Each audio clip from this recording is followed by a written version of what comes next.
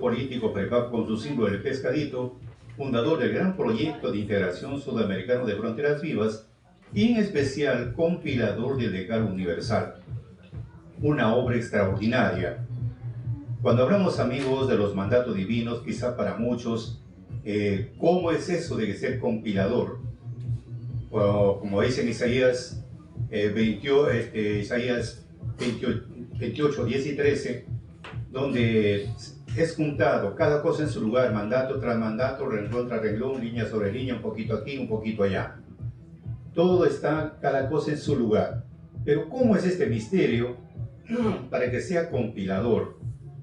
Hay un misterio que viene de trasfondo, todo fue en el monte Sinaí. Ese es el punto de partida de todo este trabajo, y para que se forme un pueblo joven en el futuro, y en los gentiles hay una raíz, y esa raíz es cuando Moisés descendió con las dos tablas de piedra. ¿Qué pasó con el pueblo? El pueblo dijeron a Moisés: ya se fue, nos ha abandonado, no sabemos qué le ha pasado. Y cuando él descendió trayendo las dos tablas de piedra, se encuentra con la gran sorpresa que el pueblo estaba adorando, o sea, presentando holocaustos al dios Baal. Y por esta causa es que Moisés rompió las dos tablas de piedra, y luego rogar a Dios para que no lo desaparezca el pueblo de Israel, porque el Señor estaba muy indignado con el pueblo. Cosa que estuvo 40 días más postrado, rogando, suplicando la misericordia. Y después Dios le escucha y otra vez le dice: súbeme al monte, escribe para entregarte nuevamente los mandamientos como los primeros. Y así fue. Otra vez ayunó 40 días y 40 noches. Pero esta segunda vez ya no fue por ese tiempo, porque se rompió el compromiso, se rompió la alianza con el pueblo de Israel. Y por segunda vez viene a ser para el futuro, porque está escrito Salmo 102, 18, escribirse a esto para la generación futura, y el pueblo que se criará alabará a Jah. Salmo 102, 18 está escrito. Ahora, este pueblo tiene que ser con los gentiles, formado en los gentiles, y admirable, porque está escrito Romanos 10, 19, 20, 21, porque nos dice Pablo, resalta lo que había acontecido en el monte Sinaí, y dice, Moisés dice: ¿no ha conocido esto Israel? Yo os provocaré a celos con gente que no es mía. Ya está mencionando que va a poner a celos con gente que no es su gente. Con gente insensata os provocaré a ira. Ni siquiera con gente, digamos, culta, gente muy preparada, gente que tiene una vida ordenada. No, con gente llena de tradiciones y costumbres. Me manifestaré, dice, un pueblo que nunca preguntaron por mí, tampoco me buscaron. O a gentes que nunca preguntaron ni me buscaron, porque todo el tiempo extendí mis manos a un pueblo rebelde y contradictorio. Entonces se forma un pueblo, por eso dice, escribirse a esto para la generación futura, y el pueblo que se criará, habla de que en el futuro tiene que criarse, formarse con gente que no es su gente, con gente insensata, con gentiles, en otras palabras. Se forma este pueblo. Y para que se forme, ahora es al inverso las cosas. Al inicio Dios le dijo a Moisés: saca a mi pueblo, traes este monte, porque escrito en mandamientos y leyes para enseñarles. Éxodo 24, 12. Y se dio el cumplimiento, cosa que el pueblo no lo recibió. Ahora en esta segunda oportunidad es diferente. Primero recibe los mandamientos de Dios, primero recibe, y después se le da la orden. Ahora sí anda junto a todo lo que están escritos en el libro de la vida. Isaías menciona de uno en uno, y uno de sus audios, dice nuestro maestro, de uno en uno, de dos en dos. En una nación hay 8 millones, 9 millones, otra nación 1 millón, pero todo tiene que ser predicado. Entonces esa es la finalidad, porque el tiempo ha llegado de la unificación. Y ahora, de eso estamos hablando, de estos mandamientos que es verificado para tus últimos días, de eso estamos hablando. Y ahora viene la parte primordial, que llegó el tiempo de la unificación y llegó también el tiempo de la restauración de todas las cosas. Ahora, revisando las enseñanzas de nuestro querido maestro, que venimos viendo en este caso que fue en el lugar de Cieneguía, un día miércoles 25 de abril del año 1990, en la Casa Real, él reunió a los hermanos, a las cabezas, a la juventud en ese tiempo, para dar un mensaje para rectificar y hacer un cambio en nuestra vida diaria. Porque no puede ser que nuestro comportamiento sea como hemos venido y sea igual. Tiene que haber una transformación. Y recomiendo uno de los puntos es la murmuración, porque la murmuración es una de las armas del adversario. La murmuración es una de las armas del adversario. Por eso dice nuestro maestro, concerniente a Santiago 4:11, hermanos, no murmuréis los unos a los otros. El que murmura del hermano o de la hermana, juzga a su hermano. Murmura de la ley, juzga la ley. Pero si tú juzgas a la ley, no eres hacedor de la ley, sino un juez. Entonces, ese es el punto que nuestro maestro empieza a esclarecer, ¿no? Y revisando sobre la murmuración, porque vamos a hablar sobre el tema de la murmuración el día de hoy. ¿Qué viene a ser la murmuración en sí? La murmuración viene a ser una conversación desfavorable en perjuicio de un ausente. Esa es la murmuración. Es una conversación desfavorable, no favorable, sino desfavorable en perjuicio de un ausente. No está presente, hablamos hasta de más. Si está presente, nos empezamos a morder la lengua. Por eso, amigos, en eso consiste la murmuración. Por eso en hebreo significa un informe malvado. O sea, un informe malvado, o en griego también se le conoce, viene a ser calumnia secreta, un encantamiento dicho entre dientes, y se define como una queja, por un descontento o por una desconfianza. Todo eso viene justamente lo que es la murmuración. Hablar entre dientes, manifestando quejas, manifestando disgustos en forma desfavorable, desagradable. Entonces, en eso consiste lo que es la murmuración. Entonces, tomando estos puntos, que es una conversación desfavorable en perjuicio de un ausente, o informe malvado, o también como una queja, un descontento, una desconfianza. Entonces, tomamos como ejemplo siempre nuestros antepasados. Hablamos del pueblo de Israel. No es que estemos en contra del pueblo de Israel, sino el pueblo de Israel fue un ejemplo para nosotros, para no caer en ese mismo error que ellos cometieron.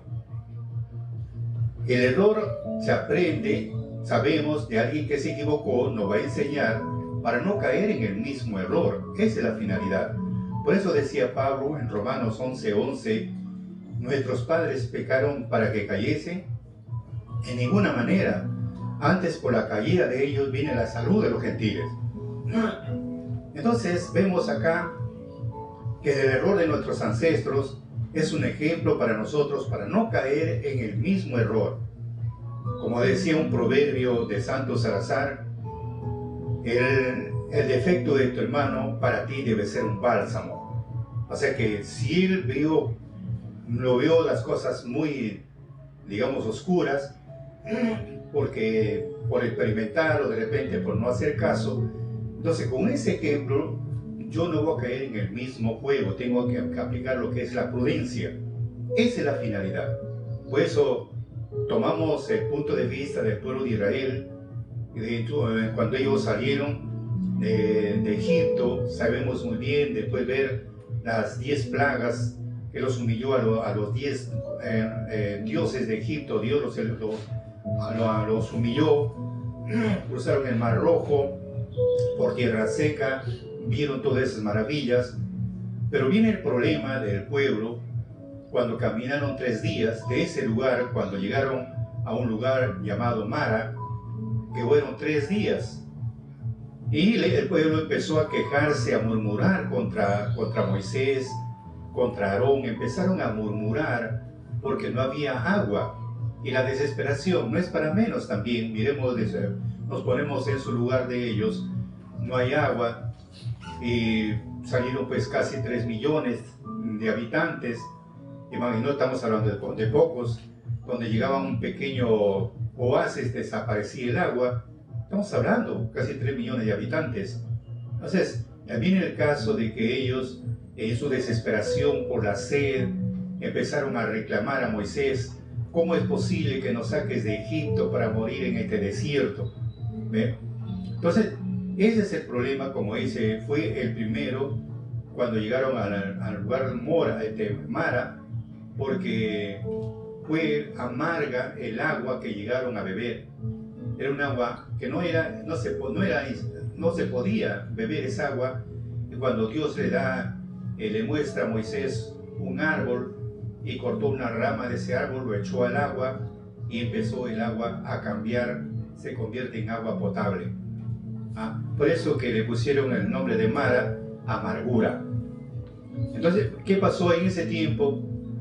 El pueblo murmuró contra Moisés y le dijeron: ¿qué vamos a beber? ¿Qué vamos a beber? No hay nada. ¿Qué tenía que hacer Moisés? Clamar, invocar el nombre de Dios.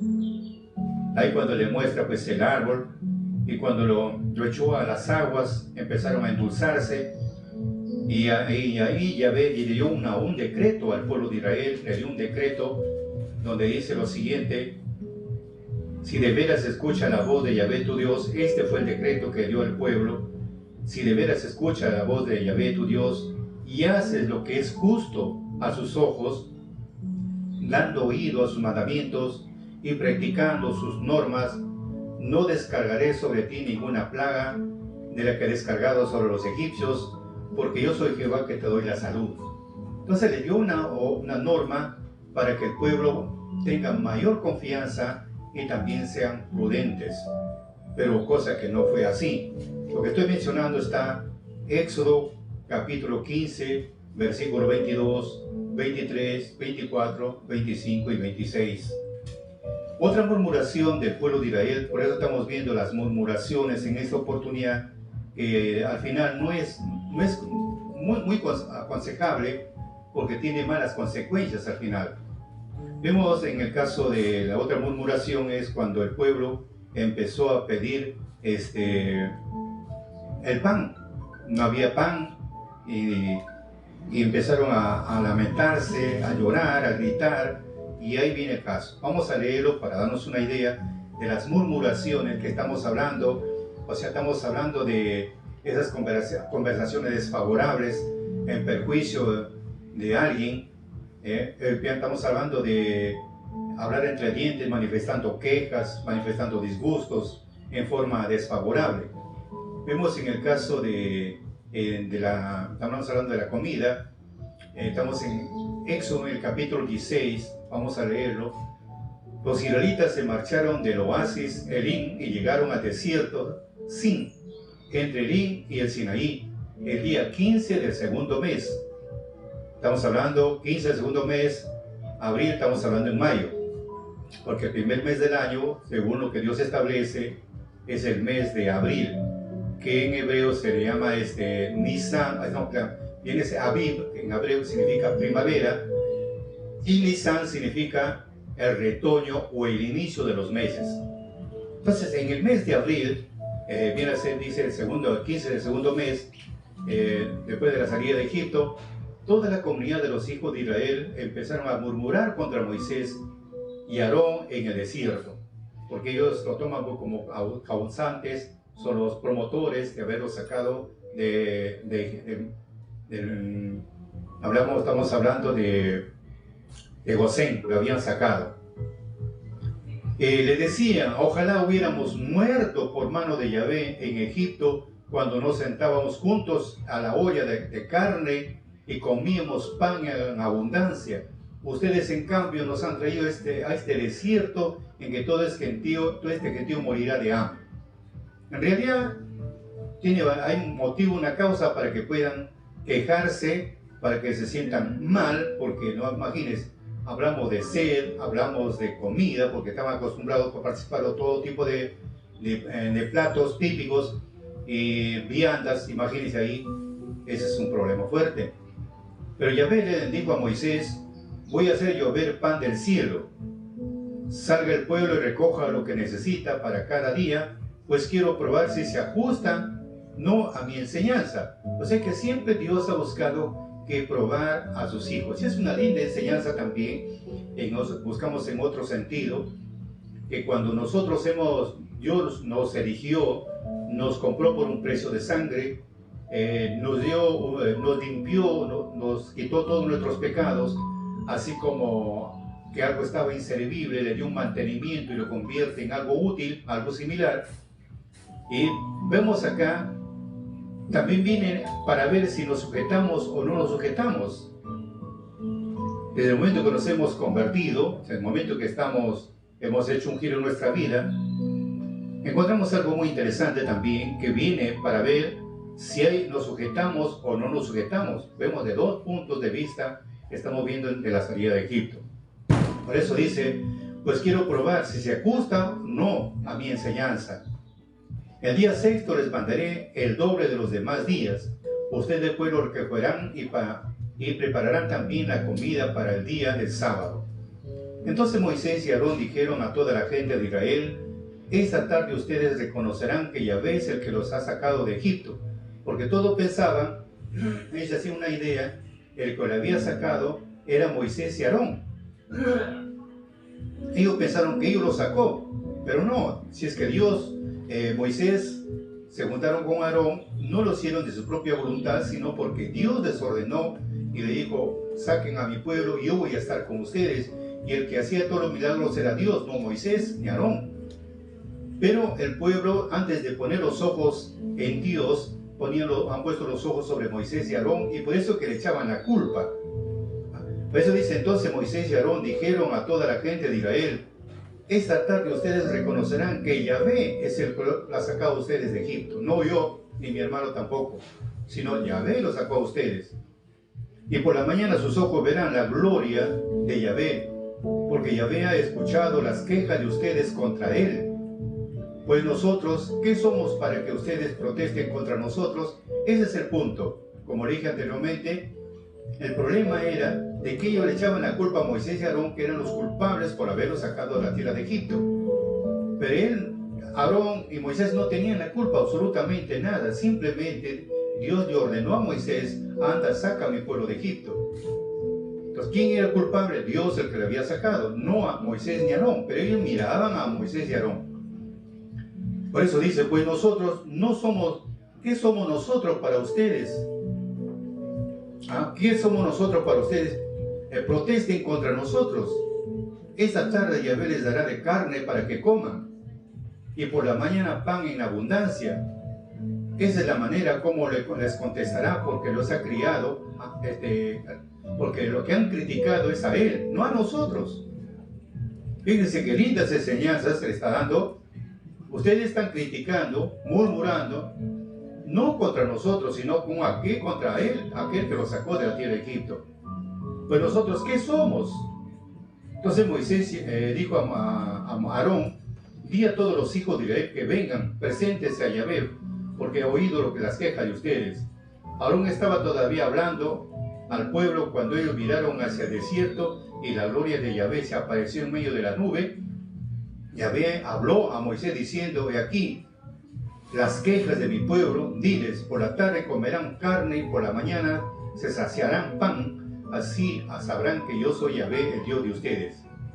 Entonces aquella misma tarde llegaron codornices que cubrieron el campamento, y por la mañana en torno al campamento había una capa de rocío. Al evaporarse el rocío apareció sobre el suelo del desierto una cosa menuda como granos, parecida a la escarcha. Y cuando los israelitas vieron esto, dijeron unos a otros, maná, o sea, ¿qué es esto? Maná significa, ¿qué es esto? Pues no sabían lo que era. Entonces Moisés le dijo, este es el pan que Yahvé les da para comer. Entonces, vemos ahí el error, a veces la murmuración viene por dos motivos. Uno, por un desconocimiento. A veces murmuramos sin saber el trasfondo del problema. Empezamos a murmurar, que hablar mal, a veces sin saber. Acá ellos hablaban sin saber, a pesar que Dios hacía todas las señales, pero ellos desconocían y pensaban que el que hacía todo era Moisés. Pero eso que Dios les da esa orden, les probaba también si confiaban en Dios o dónde habían puesto sus ojos, su confianza. Entonces vemos surge un milagro, le dijo que guardasen pan para 2 días porque mañana es sábado, lo van a recoger. Y de paso, muchos fueron el día del sábado a buscar, no encontraron. Si es que algunos hicieron otras cosas, también se empezó a podrir el maná. Y cuentan los sabios que el maná, ¿cómo podemos decir? Es como comer un plato de lentejas todos los días, a la final, ¿cómo terminamos? Hostigados. Pero no, cuentan los sabios que el maná era de acuerdo a la idea que tú te hacías. Si querías comer un arroz con pato, tenías ese aroma, ese sabor de arroz con pato. Y si querías comer, digamos, un pollo a la brasa, tenía ese sabor al pollo de la brasa. Es de acuerdo a lo que tú pensabas, se hacía, se habituaba. Por eso que no era digamos, que la gente se hostigaba, no. Era de acuerdo a lo que ellos pensaban. Algo interesante, maravilloso, lo que aconteció en esos días. ¿Ah? Ahora luego otro punto más, vemos cómo el pueblo se subleva, siempre con esa incredulidad, como empezaron a murmurar, y había, como le vuelvo a repetir, había motivos también para murmurar, había unos motivos, pero Dios lo estaba probando hasta dónde ponen su confianza en Él, pero no ponían su confianza en Él, más su confianza era en Moisés y Aarón. Ese es el punto que nosotros tenemos que ver, por qué vienen las murmuraciones. Entonces las murmuraciones vienen por varias cosas, como le dije al inicio, las murmuraciones vienen pues se empieza uno a quejarse por algún disgusto que no está de acuerdo, entonces empieza a hacer, pero no sabemos el trasfondo del problema. Así como vemos en el caso de Moisés y Aarón, disgustados contra ellos, pero el que lo había sacado de Egipto no era Moisés ni Aarón, sino Dios había obrado en todas las señales y los milagros, en el agua, todo. Dios es el que había obrado, pero el pueblo más estaba abocado por otro camino. Y como no entendían, empezaban a hablar hasta de más.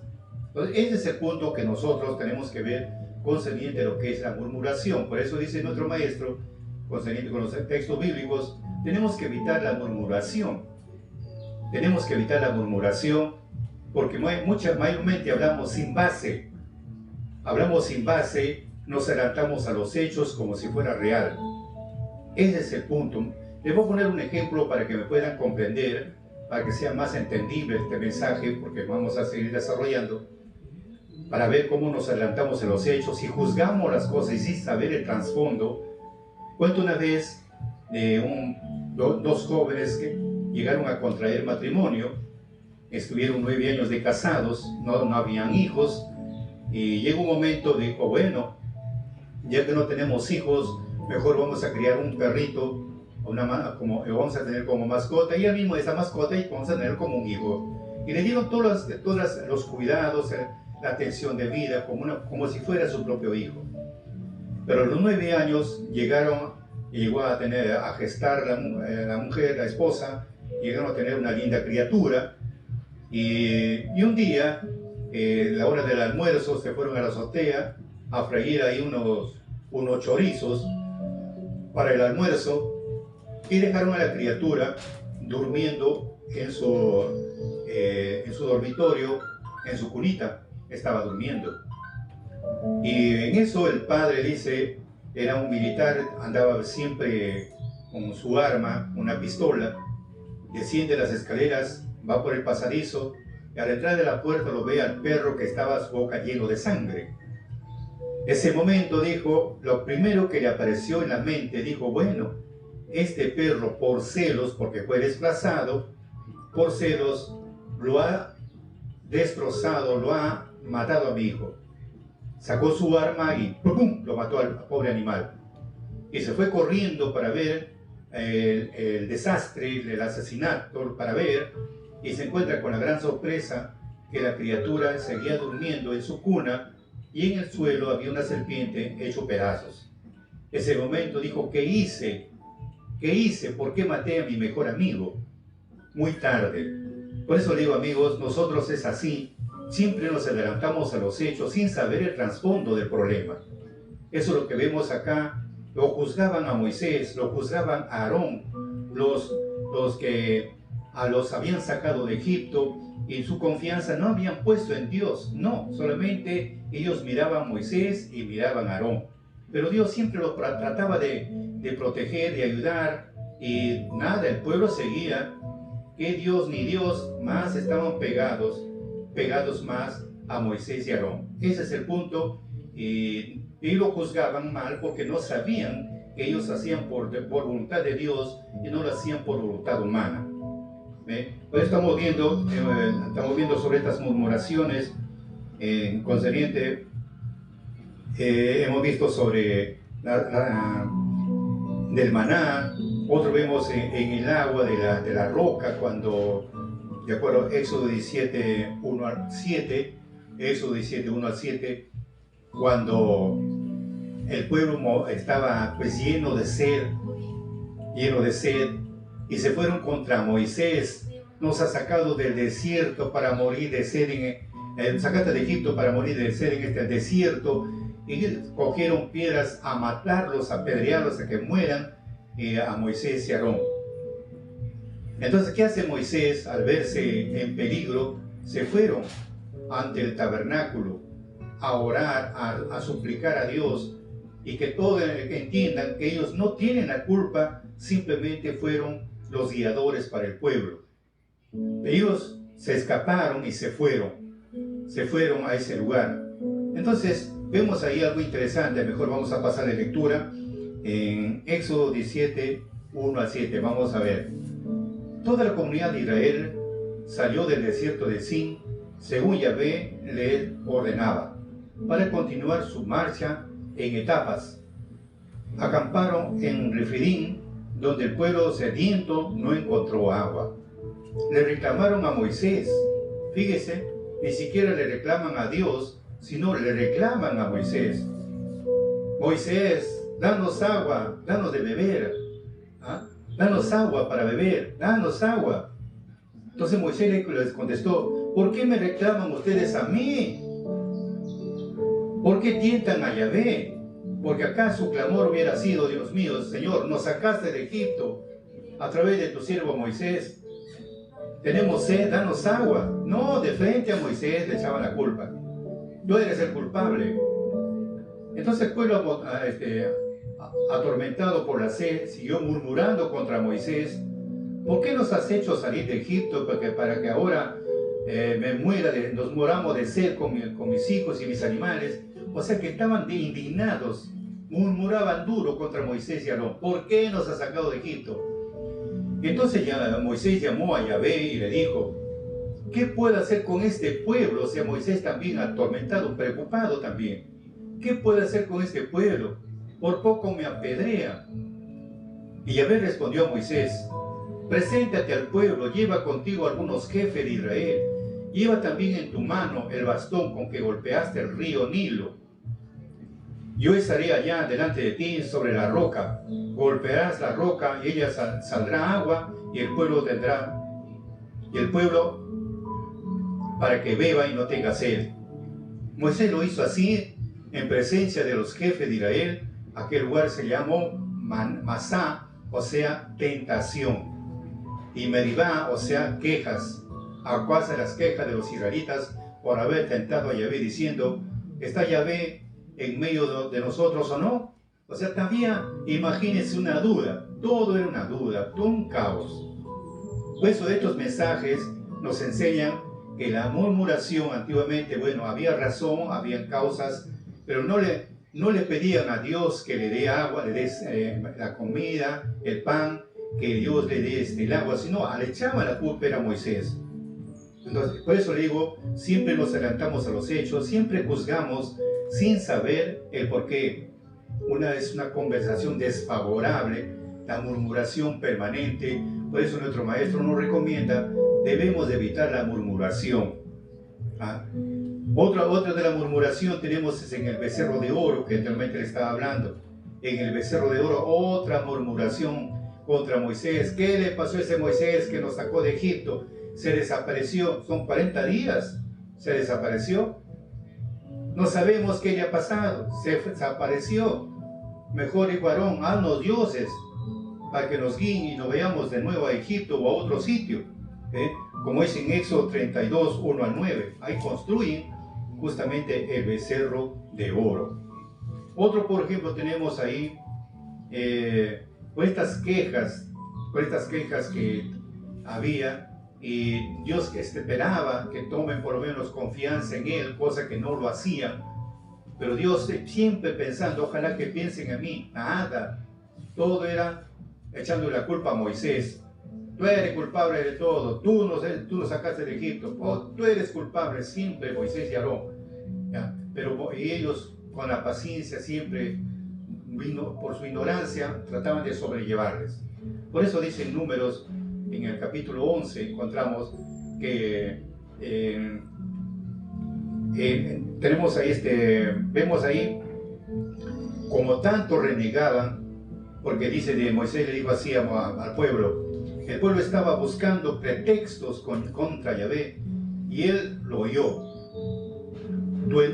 Su enojo estalló con fuego, y se declaró un incendio que destruyó un extremo del campamento. El pueblo gritó y fue a Moisés, el cual tuvo que interceder ante Yahvé, y el fuego se apagó. Por eso se llamó aquel lugar Taberá, a causa del incendio que Yahvé les había mandado. Fíjate, aún se dieron cuenta de que Dios se había airado, y un extremo del campamento empezó a incendiarse, porque bajó pues fuego, empezó a quemarse. Entonces ya se fue Moisés, ruega pues, ¿no? Como interceder, intercede por nosotros, ruega por nosotros para que el Señor aplaque su ira. Y así lo hizo, ¿no?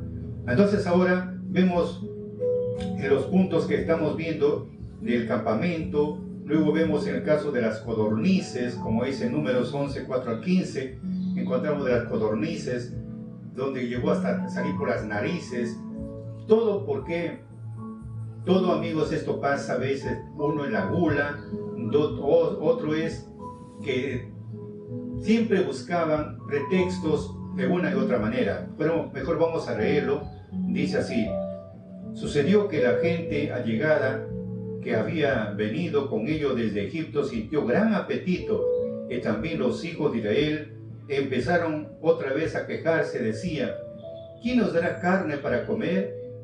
¿Cómo echamos de menos el pescado que comíamos gratis en Egipto? Y los pepinos, los melones, los porros, las cebollas, los ajos. Aquí en cambio no tenemos ganas de vivir. No se encuentra nada si no es maná. El maná era como de la semilla del cilantro. Su aspecto era como en el de bedelío. El pueblo salía alrededor del campamento para escogerlo. Lo hacían harina con un molino, o lo machacaban en un mortero. Luego lo cocían en una olla y hacían tortas con él. Su sabor era parecido al de una torta con aceite. Cuando por la noche caía el rocío sobre el campamento, caía también sobre él el maná. Moisés oyó llorar y reclamar al pueblo, cada uno de su familia, a la puerta de la tienda, que Moisés se amargó. Entonces que Moisés se amargó y le dijo a Yahvé. O sea, ve pues cómo el pueblo se lamentaba, lloraba, gritaba, sufría como criaturas. Entonces Yahvé también Moisés se sintió mal, ¿no? Y se va, le dice a Yahvé. Le dice: Yahvé, ¿por qué tratas mal a tu siervo? ¿En qué te he desagradado para que hayas echado sobre mí la carga de todo este pueblo? ¿Acaso he concebido a todo este pueblo y lo he dado a luz? Ahora tendría que llevarlo a mi regazo, como lleva la nodriza al niño de pecho hasta la tierra que comprometiste a su pueblo, a sus padres. ¿Y de dónde voy a sacar carne para dársela a todo este pueblo que me llora diciendo: danos de comer carne? No puedo cargar yo solo con todo este pueblo, es demasiado pesado para mí. Si me tratas así, prefiero que me mates. Si es que realmente me quieres, antes de seguir viviendo en estos apuros. Entonces, tanto la aflicción, llegó un momento que estalló Moisés, ya con esa carga tan pesada, porque todos le reclamaban: Moisés, Moisés, Moisés. Entonces vemos, hay cosas que nosotros desconocemos, todo el plan de Dios, desconocemos completamente. Como dijo los sabios, vemos en el caso, por ejemplo, un ejemplo para comprenderlo, no comprendemos los designios de Dios, no comprendemos los planes que tiene para cada uno de nosotros, no sabemos, lo sabemos después. Vemos en el caso de, para darnos una idea, en el caso de José, como un ejemplo, en el caso de José, un jovencito mimado por su padre, porque sabía que iba a ser un profeta, y lo trataba de cuidar, que no se contamine con sus hermanos, porque sus hermanos tenían otra forma, otro comportamiento, pero no quería, siempre lo protegía a su hijo, y sus hermanos le tenían envidia. ¿Cómo es posible que este mocoso venga a nosotros y empiece a reinar sobre nosotros cuando tuvo los sueños de los manojos de trigo, de la luna, las estrellas, donde se humillaban ante él, y el sol, la luna? Entonces no es posible. Entonces ellos se sentían mal, y de paso sentían envidia porque hay un vestido especial que venían heredando desde Isaac, una túnica que tenía Isaac cuando su padre lo quiso presentar en holocausto. Lo heredó Jacob, su hijo Jacob, y de Jacob lo tenía, y luego él llega a dar a José. Y eso era el problema, la envidia. ¿Cómo es posible? Con la túnica, era muy hermosa. Y después, por X del destino, se va puesta con esa túnica nueva, con esa túnica que venían arrastrando de sus ancestros, se fue a visitarlos. Y dijeron: viene el soñador de sueños, hay que matarlo. Decidieron matarlo. Y uno de ellos se interpuso: no lo pueden matar. Y al no poderlo matar, lo metieron a un hueco, y vinieron ahí unos amalecitas, lo vendieron a ellos por una cantidad de dinero, firmaron un documento inclusive, y lo llevan como esclavo. Ahora José sabía, no, si hoy mismo va a cumplir la profecía, que vive se va a cumplir los designios de Dios. Nada, no sabía nada. De un niño mimado convertirse en un esclavo, llevándolo caminando, todo, imagínense, lleno de sed, los pies todos, imagínense, quemados por el calor de la arena. O sea, un desastre. Entonces no es nada saludable y alegría, no, al contrario, era terrible. Y cuando llevan a Egipto lo venden como esclavo, bueno, aprenden buenas cosas, bueno, la cosa es que la mujer que estaba también donde estaba, que quería que se acueste con él, y al ver que no podía, lo mandó a la cárcel injustamente. Imagínense, vive una vida muy amargada, pero él trataba siempre buscar sujetarse a Dios, agradecer a Dios, ese era su consuelo. Muy bien, y después con él, imagínense, por la interpretación del sueño, con eso Dios lo salvó a su familia. Pero vamos acá al punto de lo que yo quiero decirles. ¿Acaso él sabía lo que va a acontecer en el futuro? ¿Acaso sabían los hermanos que a través de José él se iba a liberar? No. Por eso los planes de Dios es uno, los planes del hombre es otro. Pero los hermanos juzgaban, hablaban más de lo que no convenía. Entonces, en eso consiste, hablamos de la murmuración, siempre hablamos más de la cuenta sin saber el trasfondo de todo el problema. Y nos sentimos todavía como dueños de una verdad, y eso tenemos que evitar. Tenemos que evitar. Más como religiosos, peor, tenemos que evitar.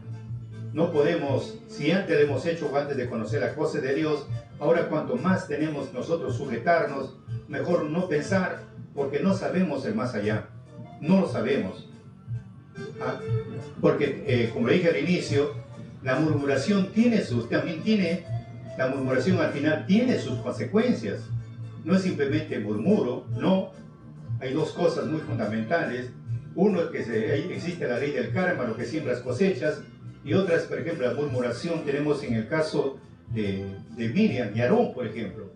Vamos a revisar esta parte de Miriam y Aarón, la murmuración que estamos mencionando ahora. Dice, por celos, porque había un celo grande, y porque cuentan los sabios, porque Moisés se había casado con una mujer extranjera, y también era de color. Eso era el racismo siempre, en todo sitio, y ese problema había. Por eso dice en el capítulo 12, Miriam y Aarón murmuraron contra Moisés a causa de la mujer extranjera que había tomado por esposa. Decían: ¿acaso Yahvé ha hablado solamente con Moisés? Ha hablado también por medio de nosotros. Y para esta estas palabras que ellos hablaban, porque delante de los ojos de Dios no hay nada oculto. Sabía sus pensamientos de cada uno, por lo que hablaban entre dientes, sabían muy bien. Lo que ellos también murmuraron también contra su cuñada, porque era de color. Eso dicen los grandes sabios. Entonces Moisés era un hombre pues muy humilde, el hombre más humilde que se había visto en este mundo. Y de pronto Yahvé dijo a Moisés, Moisés, Aarón y Miriam, vayan los tres a la tienda, al tabernáculo, y ahí los espero. Entonces ellos se fueron. Y Yahvé bajó una nube en forma de columna y se quedó a la entrada de la tienda, los llamó Aarón, Miriam. Ellos se acercaron. Entonces Yahvé le dijo, escuchen mis palabras.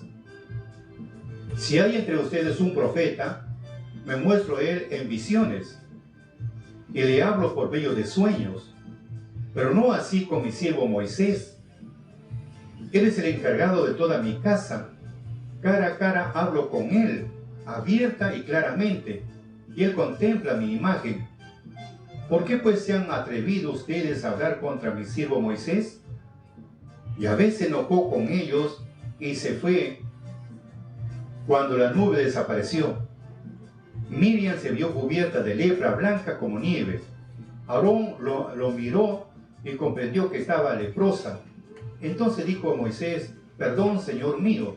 O sea, se sintió tan mal Aarón que su hermana, por haber hablado, su hermana de lepra, tuvo que salir del campo, salir por la lepra, porque ningún leproso podía estar ahí.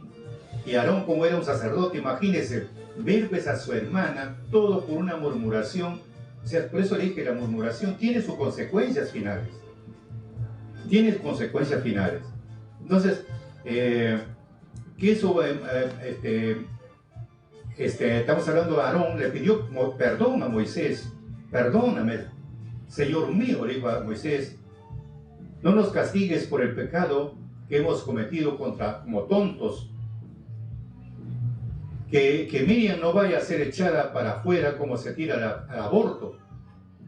¿Qué hizo Moisés? Le dio pena también, le dio tanta tristeza que su hermana y Moisés, Aarón estaba destrozado porque todo lo que estaba viendo. ¿Qué hizo Moisés? Rogó a Yahvé, oh Dios, sánala. Por eso viene a ser la oración más corta de toda la escritura. Sánala, por favor. Eso fue la palabra que Moisés le hizo a Dios. Oh Dios, sánala, por favor. Entonces Yahvé respondió a Moisés, si tu padre la hubiera escupido en la cara, ¿no tendría que quedarse 7 días encerrada en su habitación? Que quede 7 días fuera del campamento y luego sea admitida nuevamente. Miriam fue pues alejada del campamento durante 7 días, pero el pueblo no partió hasta que ella hubo entrado nuevamente. O sea, fue un escándalo y una vergüenza grande también. Imagínense, por una palabra que hablaron entre dos hermanos, contra su hermano Moisés, contra su cuñada. Y ahora el castigo, 7 días, todo el mundo se informó lo que había pasado. Por eso, amigos, todo eso estamos viendo, tiene sus consecuencias. Tiene sus consecuencias por murmurar, a veces sin saber. Por eso, amigos, hay que tener bastante cuidado. Los que conocemos a Dios ya, los que estamos en su pueblo. El mundo, pues el mundo se viste de colores, puede hablar hasta por los codos, porque desconoce. Pero lo que ya conocemos la doctrina de Dios, lo que somos, ya tenemos 1 año, 2 años, 10 años, 20 años. Amigos, cuanto más pasa, deben ser más prudentes y no tenemos por qué adelantarnos a los hechos sin saber el trasfondo. Porque al final le vamos a recibir también nuestro castigo. Por eso no es nada aconsejable la murmuración, porque al final tiene sus consecuencias, ¿no? Vemos en el caso de las consecuencias que estamos hablando solamente por murmurar, hablar sin saber el porqué. Tenemos el ejemplo de la rebelión en Cádiz de los 40 días, como es en Números en el capítulo 13, en el capítulo 14 de Números. Ahí encontramos esa rebelión que cuando Moisés escogió 12 varones, los príncipes, uno de cada tribu, que vayan a sondear el lugar de Canaán. le mandó sondear qué cosa había, cómo estaba ese lugar. Y se fueron. Y unos encontraron, pues que había unos gigantes también. Encontraron unos gigantes. Y cuando ellos regresan, cumplidos los 40 días, entonces empiezan a dar su informe cada uno. Empiezan a dar su informe cada uno. Y los 10 de ellos empezaron a dar un mal informe. Son hombres gigantes, donde nosotros somos como langosta delante de su presencia. Y es un pueblo fuerte, numeroso, más que nosotros. Imagínense. O sea que no tomaron en cuenta lo que Dios hizo en Egipto con las plagas. No hicieron en cuenta, no tomaron en cuenta el cruzar el Mar Rojo. No tomaron en cuenta las aguas ácidas que se convierten en agua dulce. No tomaron en cuenta. O sea que su confianza no había en Dios. Su confianza era humanamente nada más. Más miraban a Moisés y Aarón y le echaban la culpa a Moisés y Aarón, sin saber el trasfondo, porque ellos eran pues nombrados de parte de Dios para que realicen todo el trabajo que estaban haciendo ellos, pero tanto era la cegadez que miraban más lo que estaba simplemente ante sus ojos. Por eso le dije al inicio, acá nosotros tenemos que evitar, si conocemos la cosa de Dios, practicamos las cosas de Dios, es cuanto más, como dice Pablo en Romanos, mejor es poder ponerse un dedo en la boca, estamos tranquilos, no pecamos más. Porque no sabemos más allá, no sabemos el trasfondo del problema, ¿no? Así como vemos en este caso, vienen con una noticia, ¿no? Y no tomaron en cuenta pues el poder de Dios que podía hacer con todos sus enemigos. No podemos huir contra ese pueblo porque es más fuerte que nosotros. Empezaron a hablar mal del país que habían explorado, la tierra que hemos recorrido y explorado, a una tierra donde devora a sus habitantes. Entonces, toda esa gente hemos visto allí de gran estatura, hemos visto hasta gigantes, los hijos de Enac, de la raza de los gigantes. Ante ellos nosotros parecíamos langostas, y eso mismo les parecía a ellos. Y estoy leyendo ese número, números 13, 30 al 33. Entonces ahí empiezan a la rebelión, el pueblo empezó a gemir, a rebelarse contra Moisés. ¿Cómo es posible? No, me empiezan a renegar, me empezaron a llorar, a gritar, una desesperación única. ¿Ah? Y se fueron contra Moisés. Pero ahí viene el punto viene así, cuando ahí se levanta Josué y Caleb, que dice que no es así. Total, que surge una matanza en ese tiempo. Entonces, el salmista David inclusive, Caleb, Josué, ellos dan una versión diferente, como más real. Dice así, ninguno de los que me desprecian lo verá. Solamente, Dios le dio una orden a todos. Ninguno de ustedes van a ver la tierra prometida. Ninguno, solamente como dice Josué y Caleb, mi siervo Caleb. Me han obedecido fielmente, entrará en esta tierra que he explorado, que sus descendientes lo poseerán. Listo. Fue una cosa drástica. Por eso, ¿y cuál fue el castigo por todo eso? Por eso digo, toda murmuración tiene sus consecuencias. Fueron por 40 días, y 40 días se quedaron en el desierto hasta que muere el último rebelde, hasta que muere el último murmurador. Por eso, queridos amigos, tiene su consecuencia de murmurar. Mejor ponerse un dedo en la boca, estamos más tranquilos. Por tal motivo dijo Moisés en 14:11 de Números 14:11, ¿hasta cuándo me van a despreciar y van a desconfiar de mí después que todas las pruebas he dado? Entonces vemos ahí, viene un clamor grande. Entonces vemos, Dios mismo se manifiesta a través de Moisés, se manifiesta y dice así lo siguiente. Vamos a leerlo desde el 10, 14, 10, 11. El pueblo entero hablaba de tirarles piedras, pero apareció la gloria de Yahvé en la tienda de las citas ante todo el pueblo. Y dijo a Moisés, ¿hasta cuándo me va a despreciar y van a desconfiar de mí después de que todas las pruebas que les he dado? Mandaré la peste sobre ellos, lo destruiré, pero a ti te haré jefe de un gran pueblo más grande y poderoso que este. Entonces cuando clama Moisés, Señor, no, mejor me borras a ti de tu libro. Fíjese, todo eso porque él no quiso, no puede ser así. ¿Ah? Entonces, fíjese, tiene también sus consecuencias cuando surge este punto de la murmuración. Por eso hay que tener bastante cuidado. Nuestro maestro recomienda, dejen de murmurar, dejen de hablar entre dientes, dejen de hablar mal de otros, porque no sabemos el trasfondo del problema. Hoy por hoy nos rasgamos las vestiduras, aparecemos con una santidad única, hablamos de uno, hablamos del otro, y si hablan mal de nosotros nos sentimos mal.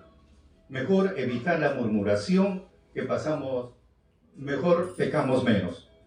Esa es la base primordial, como estamos viendo. ¿Hasta cuándo me van a despreciar? Dijo Dios.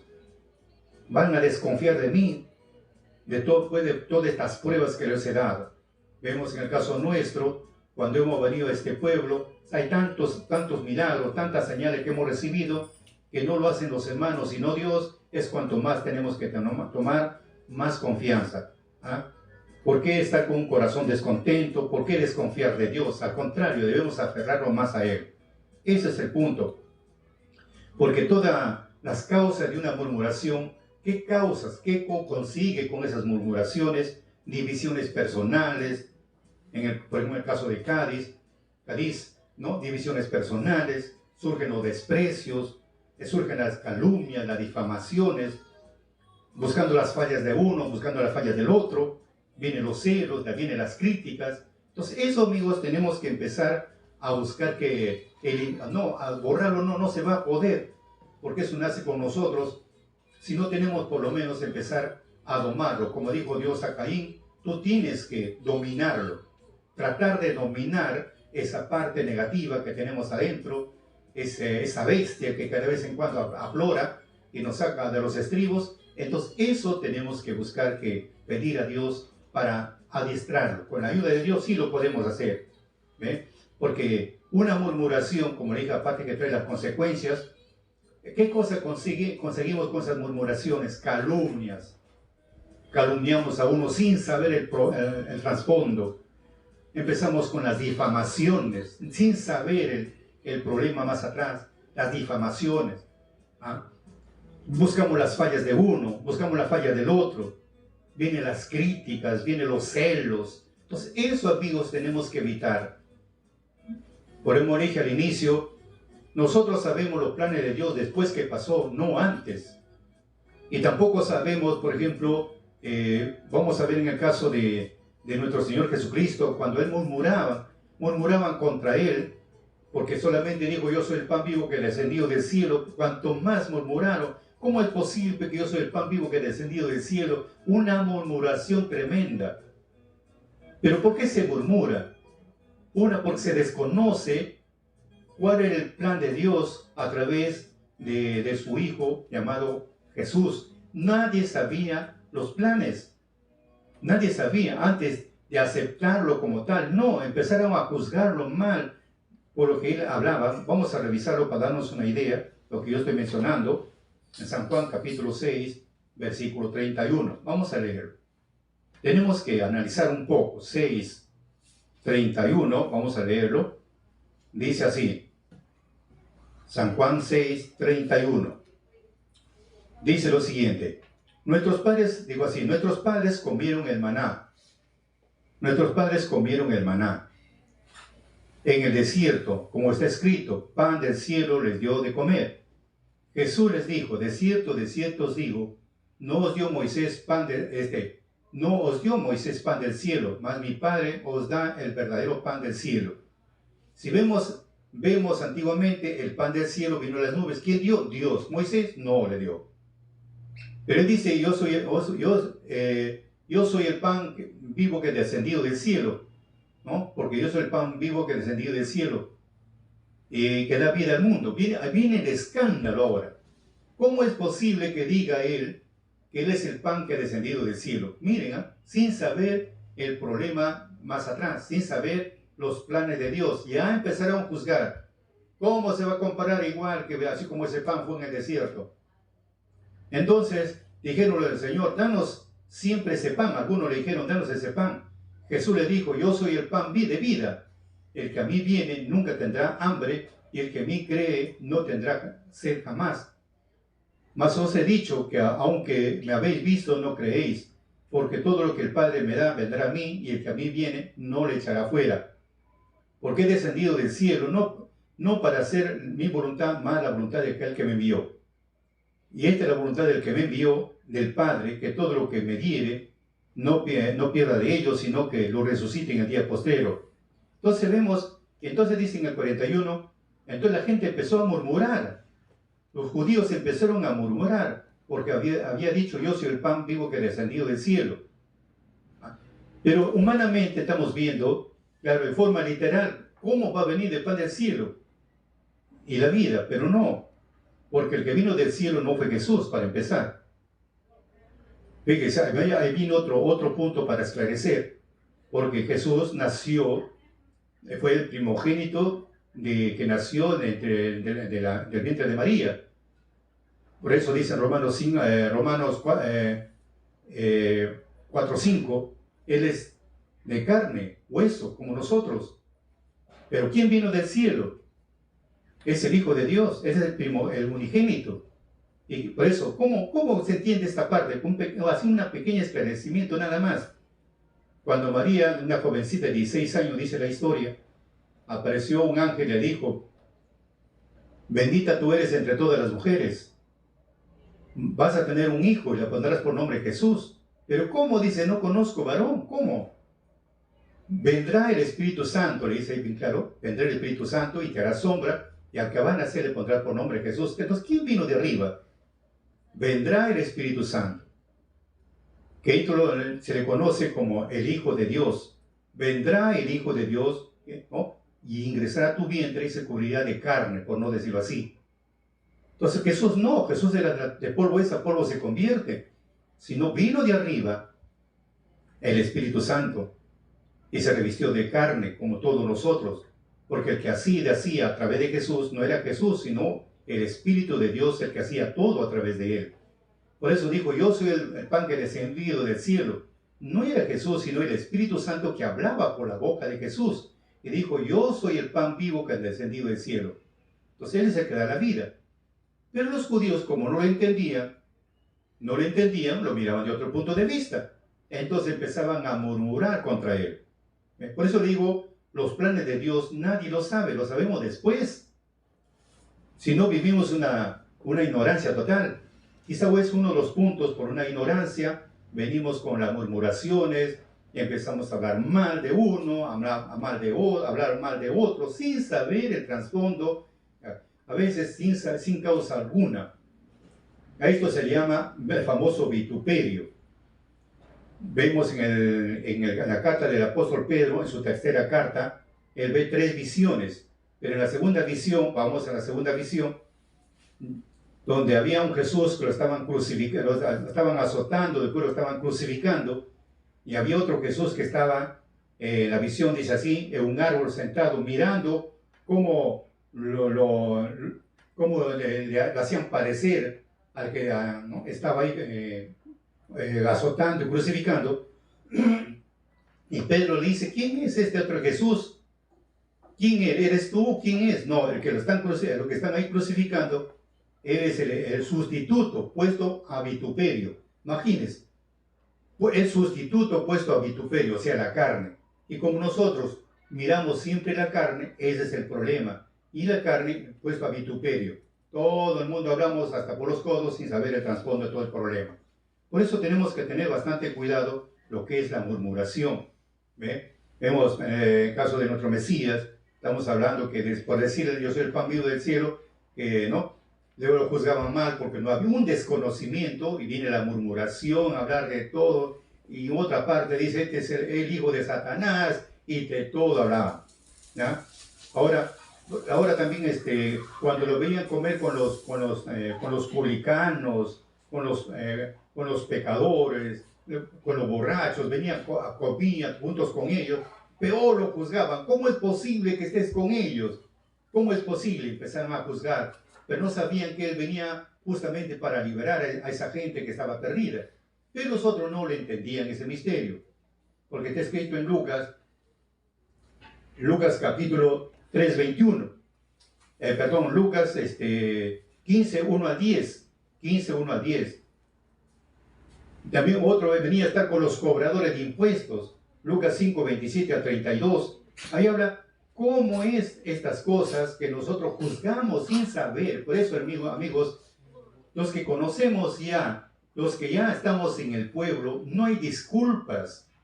Las disculpas son aquellos que no conocen. No conocen, viven pues en la cegadez, no hay una luz. En nosotros no, ya conocemos el bien y el mal. Y como dice en Génesis, como dijo a Eva, le dijo la serpiente, el día que coman del árbol de la ciencia del bien, ese día abrirán tus ojos y serán como dioses. En nosotros se nos abrió los ojos, amigos. Y no hay disculpas para estar en este plan de juzgar la murmuración, formando la desunión. Eso no está bien. Ante los ojos de Dios no está bien, queridos amigos. Claro, de repente nosotros digamos, está bien, pero no es así. No está bien, formando disgustos, no está bien. ¿Ah? Porque esas difamaciones, buscando la falla de uno, buscando la falla de otro, no. Y cuando nos buscan nuestras fallas ya no nos gusta, y eso no está bien. Por eso la Escritura es muy clara, nos recomienda que tenemos que hacer un cambio en nuestra vida. Por eso el apóstol Santiago recomendó capítulo 4, 1, 11 y 12, vamos a leerlo. Santiago, capítulo 4, 1, 11 y 12, vamos a leer. Mejor es leerlo, que nos sentimos más contentos, porque la Escritura nos aconseja para nosotros poner en práctica. Vamos a ver. Santiago. Vamos a ver, voy a leer en versión latinoamericana. Capítulo 4, 1, 11 y 12. Dice así. ¿De dónde vienen esas guerras? ¿De dónde vienen esos conflictos entre ustedes? ¿Quién hace la guerra sino los malos deseos que tienen dentro? O sea que los malos deseos, esas malas intenciones, todas esas cosas, por eso surgen las guerras entre nosotros, esos malos deseos, esos conflictos entre nosotros. Eso, amigos, tenemos que tener. Por eso dicen el 11 y 12. Dice lo siguiente, hermanos, no se critiquen unos a otros. ¿Ven? No se critiquen unos a otros. El que habla en contra de su hermano o juzga mal de su hermano, habla en contra de la ley y juzga en contra de ella. Y si tú juzgas a la ley, ya no la cumples, sino que te haces superior a ella. Pero uno solo hizo la ley y a la vez puede juzgar. ¿Quién hizo solo la ley? Dios. Y Él puede juzgar. El que Él es capaz de salvar o de condenar. Pero ¿quién eres tú para juzgar a tu prójimo? ¿Quién eres tú? Por eso, amigos, cuán importante es tratar de ser prudentes en este trabajo que Dios nos ha encomendado. Debemos ser prudentes. Tenemos que aprender a controlarnos. Tenemos que aprender como religiosos, más debemos de controlarnos acá. A veces nosotros llamamos a los demás. No, somos israelitas. Y como israelitas tenemos el Espíritu de Dios. Y el Espíritu se hace testigo de todo lo que nosotros hacemos. Por eso, amigos, hay que tener bastante cuidado. Como dice Romanos capítulo 14, tenemos que empezar a controlarnos. Vamos a ver. Romanos capítulo 14, 7 a 13. Vamos a leerlo. Dice así.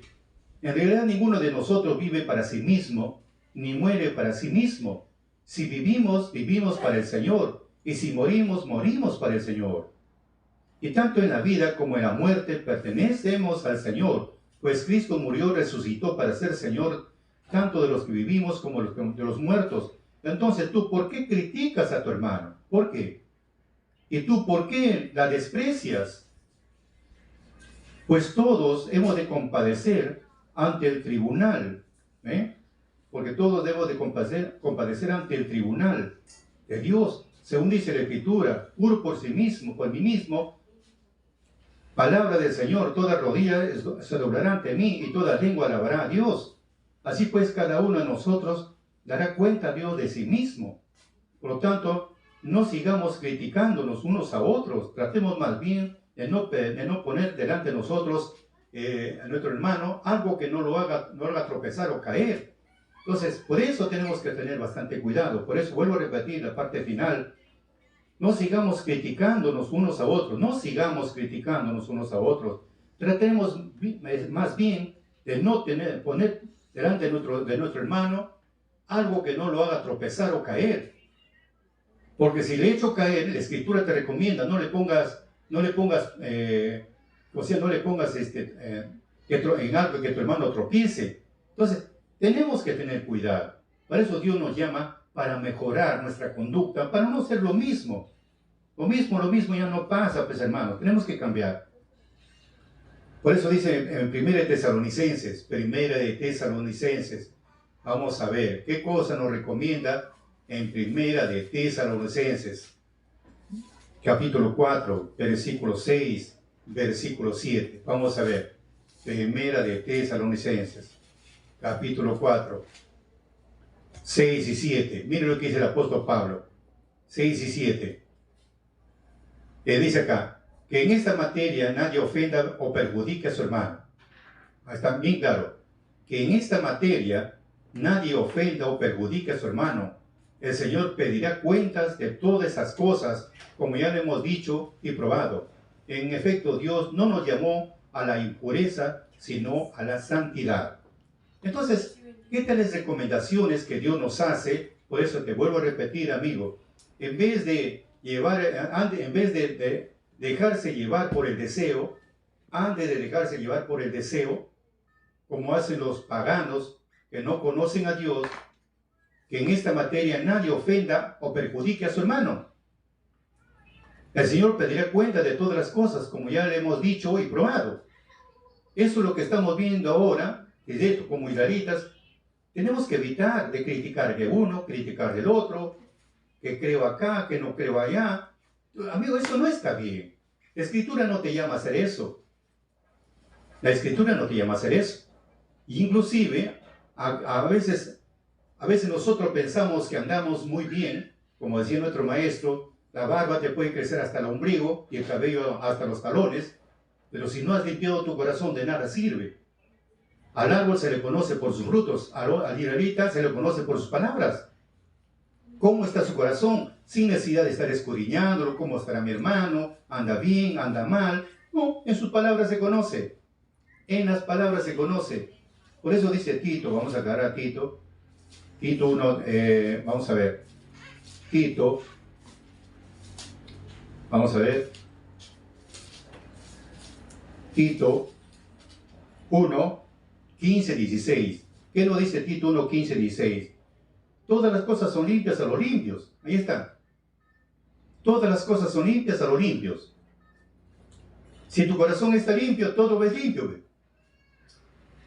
Si tu corazón está limpio, todo ves limpio. No estás pensando doble, no estás murmurando de uno, murmurando del otro, que este debe ser así, que todo el mundo es sabio. No, amigo, acá tenemos que pensar. Por eso dice, todas las cosas son limpias a lo limpio. Más a los contaminados e infieles nada es limpio. Antes su alma y conciencia están contaminadas. O sea que dice el dicho, cada ladrón piensa de acuerdo a su condición. Si uno empieza a hablar mal de su hermano, porque él mismo está mal, no está bien.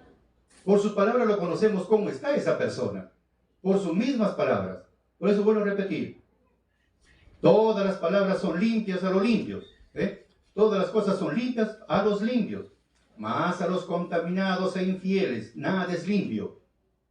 Contaminados e infieles, nada es limpio. Antes su alma y conciencia están contaminadas. Profesan conocer a Dios. Más con los hechos lo niegan. Siendo abominables, rebeldes, reprobados para toda buena obra.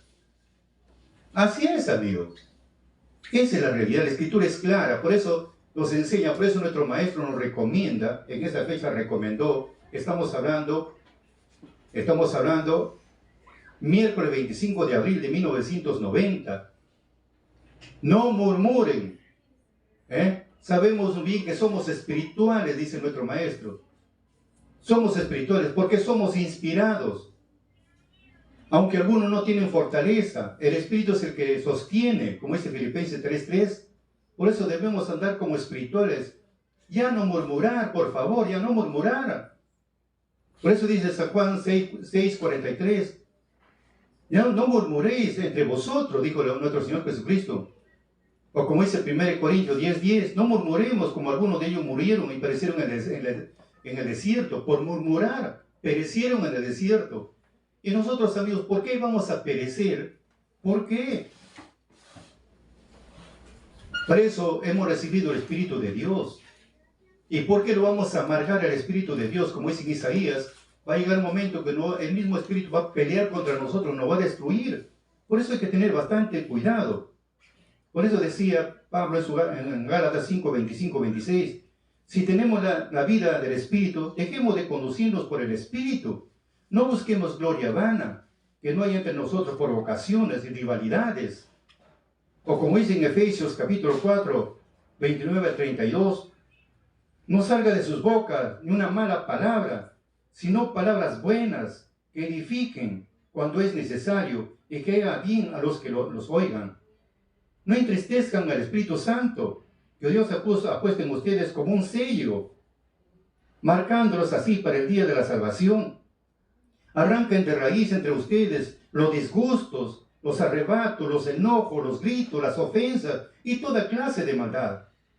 Por el contrario, muéstrense buenos y comprensivos unos con otros, perdonándose mutuamente como Dios los perdonó a ustedes en Cristo.